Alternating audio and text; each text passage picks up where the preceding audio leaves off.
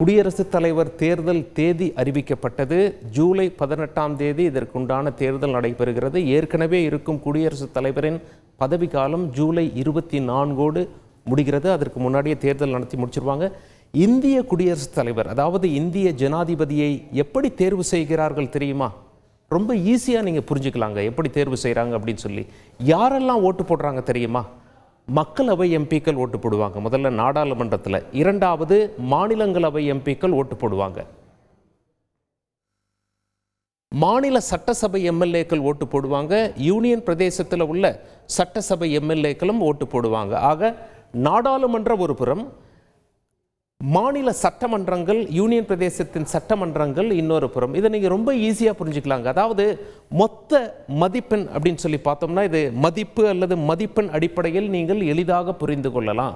மொத்த மதிப்பெண் 10,86,431. இதில் பாதிக்கும் ஒன்று மேலே வென்றெடுத்தால் அவர்தான் அடுத்த குடியரசுத் தலைவர்.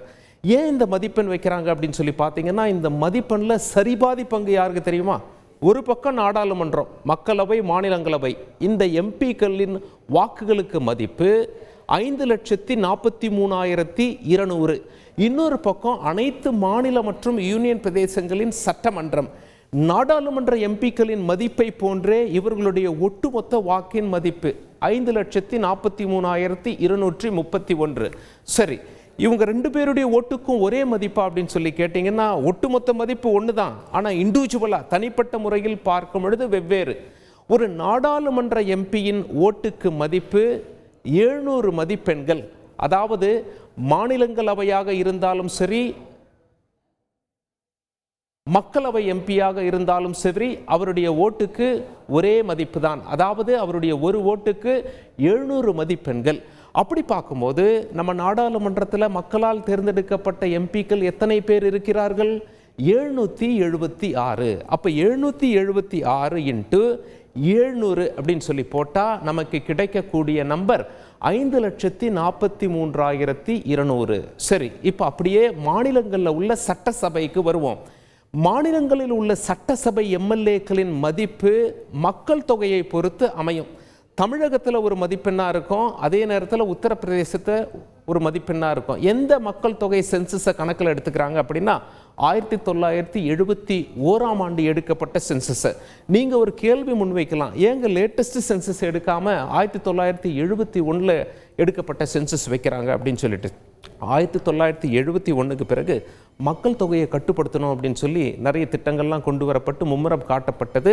ஒருவேளை லேட்டஸ்ட் சென்சஸ் எடுத்தால் சில மாநிலங்கள் மத்திய அரசு கேட்கலாம், நாங்கள்லாம் மக்கள் தொகையை கட்டுப்படுத்தியிருக்கோம், அப்படின்னா எங்கள் எம்எல்ஏவின் ஓட்டுக்கு மதிப்பு குறைவா என்ற கேள்வி எழும். ஆகையால் 1971ஆம் ஆண்டு எடுக்கப்பட்ட மக்கள் தொகை சென்சஸை அடிப்படையாக வைத்து அந்தந்த மாநிலத்தின் மக்கள் தொகைக்கு ஏற்றவாறு அந்தந்த மாநில எம்எல்ஏக்களின் ஓட்டின் மதிப்பு நிர்ணயிக்கப்படுகிறது. உதாரணத்துக்கு பார்த்துக்கோங்க, நம் தமிழகத்தின் மக்கள் தொகையை பொறுத்து இங்கே உள்ள ஒரு எம்எல்ஏக்களின் ஓட்டுக்கு மதிப்பெண் 176.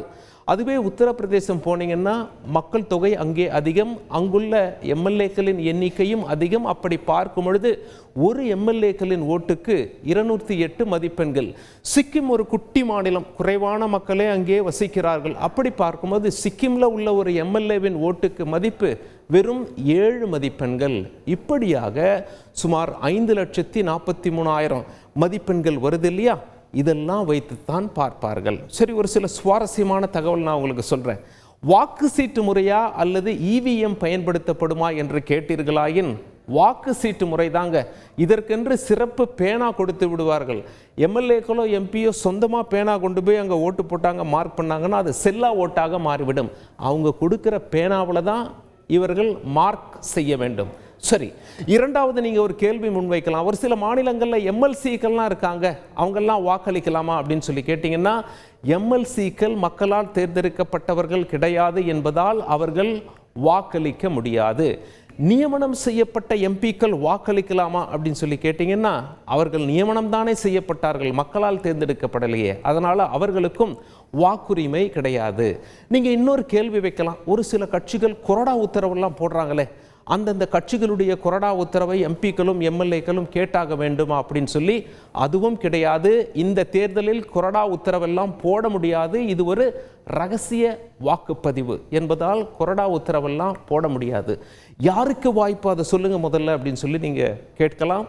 பாஜக முன்னிறுத்தும் வேட்பாளருக்கே வாய்ப்பு அதிகம். பாஜகவின் கூடுதல் பலம் யார் என கேட்டீர்களாயின், இரு மாநிலத்தில் ஆட்சியில் இருக்கும் கட்சி, குறிப்பாக ஆந்திர பிரதேசத்தில் ஒய்எஸ்ஆர் காங்கிரஸ் கட்சி, ஜெகன்மோகன் அங்கு முதல்வராக இருக்கிறார் இல்லையா, அவருடைய ஆதரவு பாஜகவின் வேட்பாளருக்கு இருக்கும் என்று அரசியல் வட்டாரத்தில் பேசப்படுகிறது.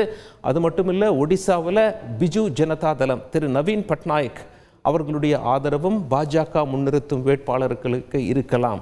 கூட்டணியில் இல்லாத இந்த 2 மாநிலத்தில் ஆட்சியில் இருக்கக்கூடிய கட்சியின் ஆதரவு இருப்பதால் நிச்சயம் பாஜகவின் வேட்பாளரே அடுத்த இந்திய குடியரசுத் தலைவர் தேர்தலில் வெற்றி பெற அதிக வாய்ப்பு உள்ளதாக இந்திய அரசியல் வட்டாரங்கள் தெரிவித்திருப்பது குறிப்பிடத்தக்கது.